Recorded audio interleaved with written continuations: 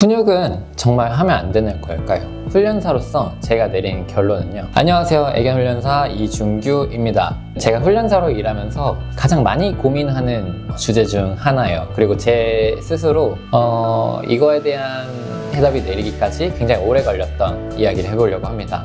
바로 훈육은 정말로 하지 말아야 될까라는 질문이에요. 요즘 반려견 교육에서는 긍정 강화, 보상 중심의 훈련이 당연한 방식으로 이제 자리를 잡고 있어요. 물론 저도 보상 중심의 훈련을 굉장히 중요하게 생각을 합니다. 결국에 교육은 보상을 통해서 진행이 되니까요. 걔가 스스로 선택하고 자발적으로 좋은 행동을 하도록 유도하는 방식이니까요. 그런데 현장에서 마주하는 문제들은 그렇게 단순하지가 않아요. 막 강렬하게 짚고 손을 쓸 틈도 없이 물어버리려고 하고 통제가 불가할 정도로 다른 대상에게 달려드는, 정말로 이 상황에서는 단호하게 제지하지 않으면 안 되겠다 싶은 순간이 있어요. 뭐 이때 훈육을 사용했냐고 물어보면 저는 네, 쓰긴 합니다. 가끔은 훈육이 필요하다고 생각을 합니다. 우리가 훈육이라는 단어를 들었을 때 떠오르는 건 대체적으로 처벌입니다. 하지만 우리는 이걸 알아야 돼요. 훈육은 감정적인 처벌이 아니에요. 기준을 알려주는 거예요. 예를 들어 볼게요. 강아지가 사람 손에 집착하고 과도하게 막 물어요. 이러고 물어요. 여기서도 그냥 무시하고 앉았을 때 보상만 해준다고 이 아이가 달라질까요? 상황에 따라서 아닐 수 있단 말이에요. 뭐 그렇게 하면 강아지는 물고 나서 앉으면 보상을 받을 수 있다고 오해를 할 수도 있어요.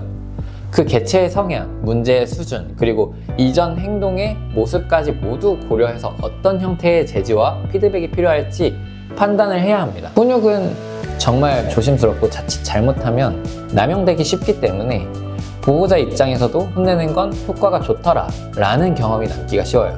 그렇기 때문에 훈육을 이용한 모습을 SNS에 올려서 문제행동 비포 애프터로 만드는 건 생각이 정말 짧은 겁니다. 어떻게 보면 여러분 강아지 때리세요, 목을 강하게 채고 혼내면 다 바뀔 수 있습니다, 따라하세요 라고 말하는 것이랑 똑같아요. 왜 훈육을 전문가와 함께 하는지 알아야 돼요. 전문가가 정확하게 판단을 해서 정확한 타이밍을 가지고 써도 부족한 게 훈육이에요. 그리고 그게 쉽지 않아요. 하지만 그렇다고 해서 무조건 훈육을 배제해야 되느냐? 그것도 아니에요. 오히려 개체에 따라서는 명확한 제지 없이 문제 행동이 더 고착되는 경우도 많아요. 그래서 우리는 훈육이 필요하지만 전문가와 계속 함께 해야 된다고 계속 얘기를 하는 거예요.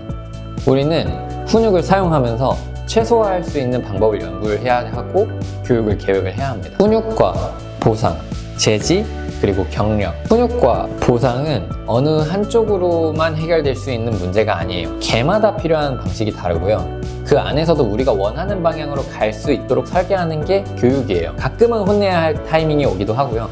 가끔은 혼내지 않고 기다려주는 게 더 좋은 선택일 수도 있어요.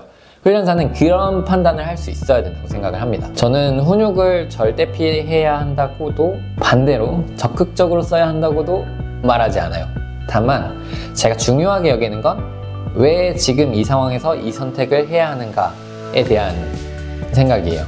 그 확신이 생기기 전에는 훈육도 보상도 섣불리 꺼내면 안 된다고 생각합니다. 훈육도 보상도 잘못하면 독이기 때문에 당연히 훈육은 잘못하면 엄청난 리스크가 있습니다. 그리고 이건 제가 훈련사로서 현장에서 오랜 시간 고민하고 실수도 해보면서 배운 부분이에요. 정리하자면 훈육은 금기시 돼야 할 것도 아니고 만능 해결 방법도 아니다.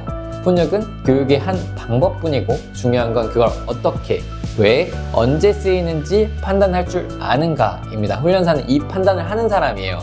그래서 오늘도 이 아이에게 지금 이 훈육이 정말 필요한가를 정말 많이 고민하면서 현장에서 교육을 진행을 하고 있습니다.